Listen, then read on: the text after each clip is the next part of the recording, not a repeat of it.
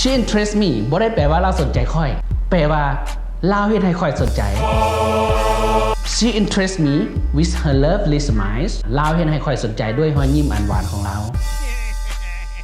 interest ยังมีความหมายเกี่ยวกับการเงินก็คือมันแปลว่าดอกเบี้ยมันเฮ็ดหน้าที่เป็นคำนาม she pays interest on a loan she pays interest on a loan อันนี้คือคำว่า interest เข้าไป interested หรือตืม ed ใส่ interest หน่อย interested ตัวอย่างพวกน้องสนใจอันใดอันหนึ่งสนใจผู้สาวพวกน้องสามารถบอกว่า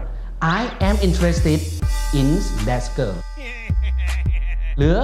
I am interested in learning at La Trobe College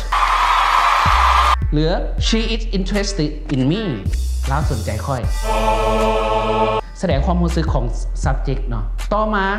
interesting this story is very interesting พวกน้องสังเกตเห็นว่า interesting เฮ็ดหน้าที่ขยาย subject เนาะก็คือ the story is very interesting อีกหน้าที่หนึ่งของ interesting ก็คือ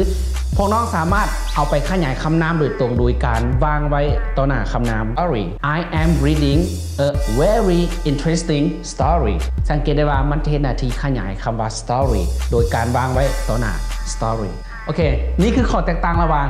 interest interested และ interesting ถ้านักศึกษามีอยากเรียนรู้หลักการอย่างตื่มให้คอมเมนต์มาเนาะแล้วอาจารย์จะสอนให้